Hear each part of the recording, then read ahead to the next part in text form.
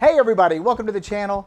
I'm glad you could make it. We've got a great episode lined up for you today as my buddy Dave over at Wilson's Barbecue is going to show you how he makes an original sausage creation, the Brie cranberry and bacon sausage. Take it away, Dave. Hello, I'm Dave and I have a channel here on YouTube called Wilson's Barbecue. I'm based in the UK and my channel mostly focuses on Texas style barbecue, but all kinds of barbecue really. I'm a big fan of making sausage. So today we're going to be making up a sausage that came from an idea that my wife had. She was eating a bacon, cranberry and brie baguette or sandwich or something. It was one of her favorite sandwiches to get, particularly around Christmas time. And she said, could you make this into a sausage? Or you should make this into a sausage or something like that. And I thought, I should make that into a sausage. So to start things off, we have got 5 pounds or 2,267 grams of pork. So normally I go for a pretty standard 70-30 lean to fat ratio, but this sausage is gonna have some French brie in it, which is pretty fatty, and it's gonna have some bacon. So I've kind of gone on the leaner side. So I've gone for a pretty lean pork butt or pork shoulder. This is just a supermarket pork shoulder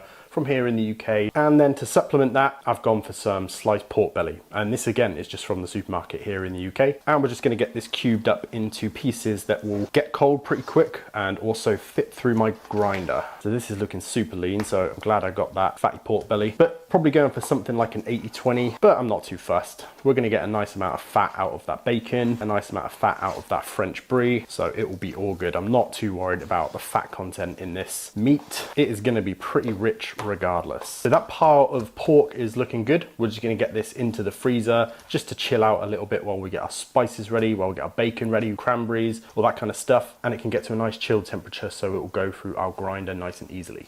So this can go into the freezer.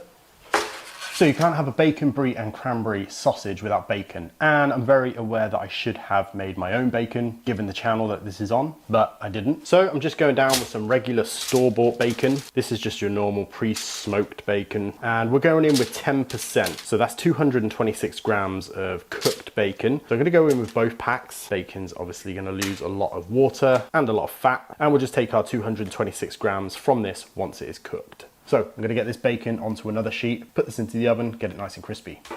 So next up is our cranberries. And for me, what I've been doing is taking some dried cranberries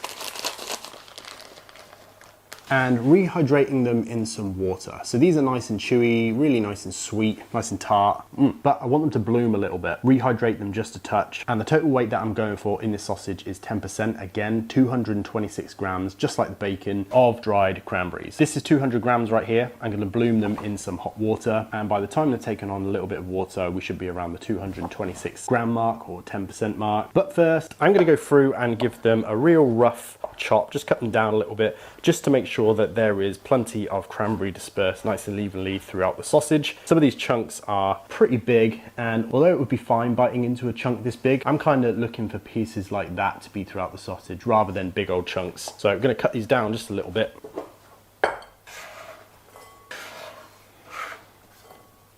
And we're just gonna go on with some hot water, again, just to bloom them a little bit, rehydrate them just a touch, just so they're not completely dry when they go into our sausage farce. So these can hang out a little bit and then we'll drain them off, weigh them up, looking for that 226 grams, and these can go into our sausage farce. Put this to the side. So next up on our fresh ingredients, we've got some French brie. And if you've never had brie before, it's mild, it's creamy, it's pretty damn soft. It's a little bit salty, it's pretty funky, but it is delicious. And it goes really well with bacon. It goes really well with crackers too, and sweet chili jam. Again, one of my wife's favorites. And I'm gonna be putting in around 15% of this. And that is 340 grams. And it's worth mentioning that I put this into the freezer for about an hour and a half before I've sliced into it now. So hopefully you can see in the middle there, it's still kind of creamy and gummy. This would be really difficult to slice through nice and easily had I not put it into the freezer. And we might even see a little bit of that there, kind of sticking to the blade a little bit. So cutting this ice cold is definitely making it a lot easier. And you've probably noticed as well, it comes with the rind on. You can take the rind off, but generally these good quality French bries don't have a huge rind on them. And once they're in the sausage, you barely notice it, if you notice it at all. But you can take it off. I think it's a little bit wasteful if you do. It will come out perfectly fine with the rind on. And then we're gonna cut it into strips, gonna cube it up. Got our little Brie cubes there. And super important step, this is gonna go back into the freezer. So if we don't keep this Brie nice and cold, when we come to mix it up into our sausage, it's just gonna smear and mix around. And I wanna try and keep some semblance of a shape. So I'll cut through 340 grams of this, or 15%, and put it back into the freezer. So we got 340 grams of French Brie cubed up. I had to work pretty quick as this stuff softens up very, very quickly, particularly in this summer heat. So this is gonna go into the freezer and re-solidify. I think you're gonna have to go back through and re-cube it up a little bit, or re-separate it. So I'm pretty sure it's gonna freeze together whilst it's in the freezer, but completely fine. So I'll put this into the fridge, freezer.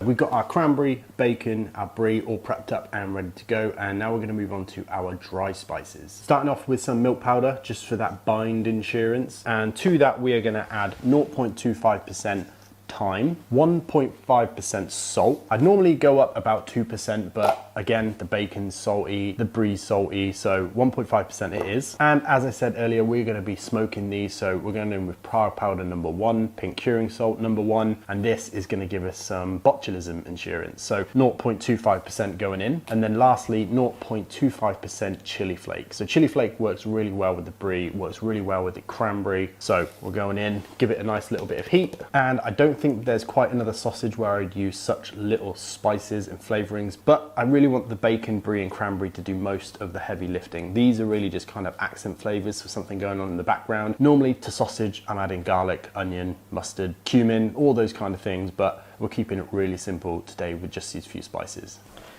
Nice crispy bacon. This isn't all of it, of course, and this is exactly what I want. Nice crispy bacon. I don't want it to be kind of fatty and stringy and soft once it's in the sausage. And all we're gonna do to make sure it stays nice and crispy is just drain it off on some kitchen paper, give it a little dab, get it really dried off. And that is a nice pile of crispy bacon. This should hold up pretty nicely in the sausage. So we'll get this weighed up. We wanted 226 grams or 10%. I'm gonna put this in the fridge to cool down. So bacon has cooled down. Actually, everything has cooled down quite a lot. Bacon went into this little Ziploc bag to keep it fresh, and we're just gonna give it a little crunch up.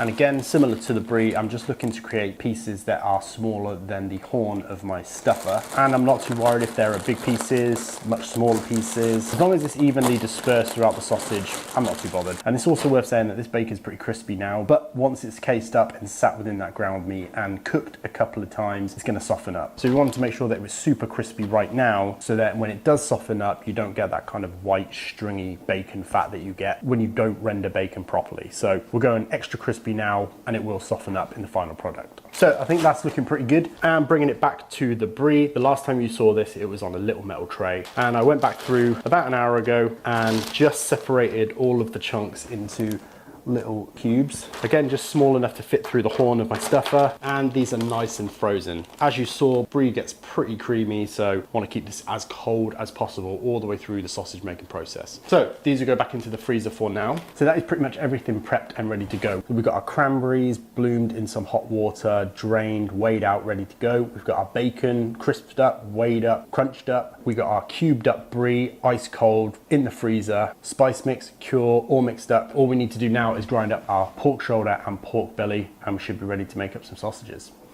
So we need my grinder and my components, which have been sat in the freezer. And I'm going for a 6mm, pretty coarse plate. I like a coarser sausage. And we have our diced up pork belly and pork shoulder, very, very cold. And this is the loudest grinder in the world, so we're gonna skip past all this pretty quickly. Oh my God, that is loud. And now we have our pork ground up, ready to go. And this is a lot leaner than any kind of sausage I would normally make. And you might be able to tell that from the camera, but there's still quite a bit of fat in there. I think it'll be perfect. So we're gonna get this all mixed around. So first thing we're gonna do is add in our spice mix. And I'm really trying to make sure that nothing gets too hot. I'm gonna omit the cheese for now and just get this nicely mixed around. Make sure everything's covered. Obviously you could do the overnight cure method on this. I like to case my sausage and just let it sit in the fridge overnight to cure. Give it a nice 12 hours or so. And texture wise, it's actually feeling pretty good. And I'm probably not gonna add any liquid to this. I tend to try and avoid the liquid if I can, unless I absolutely need it and it maybe feels like it's not quite binding enough. Cranberries, again 10%, 226 grams. Crispy bacon, a couple of big bits in there like that I want to break up. But otherwise it's looking pretty good size wise. When that nice rendery bit softens up, it's going to be good. And last but definitely not least, the Brie. And we're just gonna get in there and start mixing this up.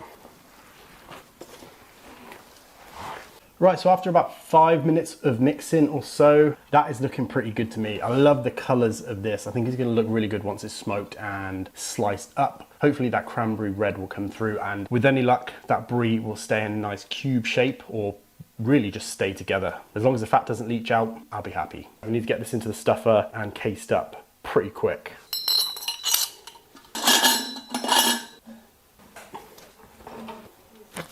Make sure that's nice and packed into the hopper with no air pockets.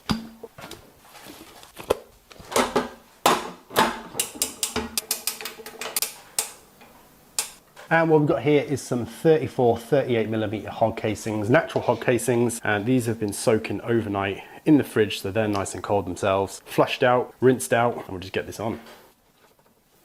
Tie it off. And in a pretty basic way, turn these sausages out, keeping the casing nice and tight on a nice firm plump sausage. Try not to pop the casings. When it's looking good, pinch it off, give it a twist. That's looking real nice. I think these are looking better than when I last did them. Just because I'm working a lot quicker. Turn it out, go the opposite way.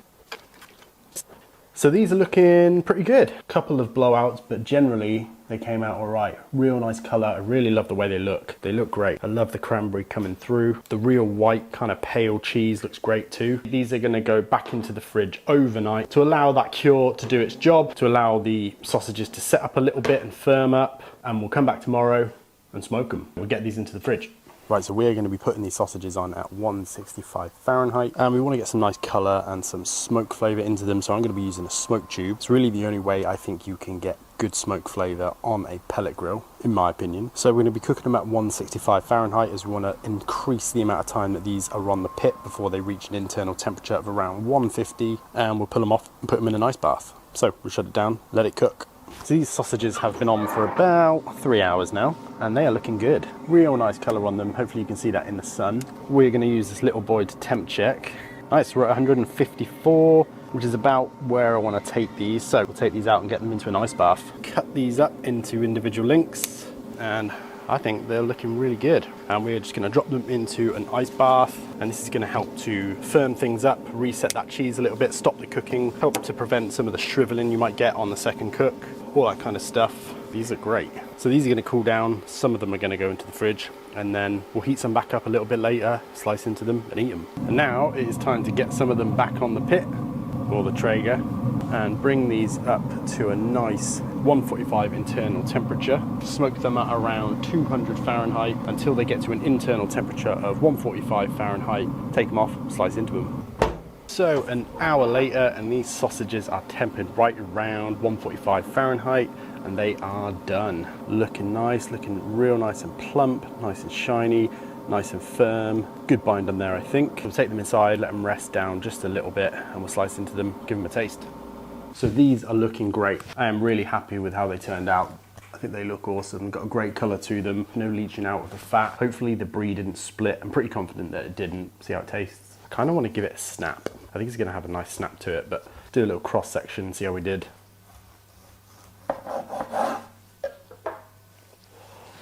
Ooh, nice. Didn't quite get any cheese in that slice, but you can see the chili, real nice bind on there, nice and coarse. Let's see if we can find a piece of that cheese. Hasn't completely melted out, which is nice. See a little cross section of bacon just in there, some cranberry, a little bit of that cheese, and it honestly smells delicious right now. I think whilst we're here, we may as well give one a snap, see how we did. Oh yeah, that cheese looks excellent. I think that's going to be delicious.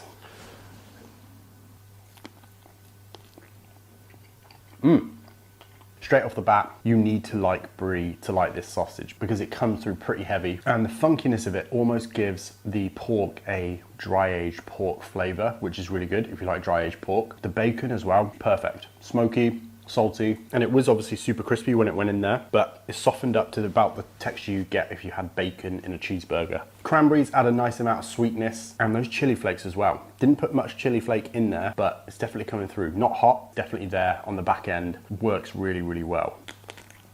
What would be really great is to take a little slice of this and put it onto a cracker. I don't have any crackers here right now, but that would be perfect. It's got all the things that you want when you're eating cheese and crackers. Thyme comes through surprisingly well. Good little background note.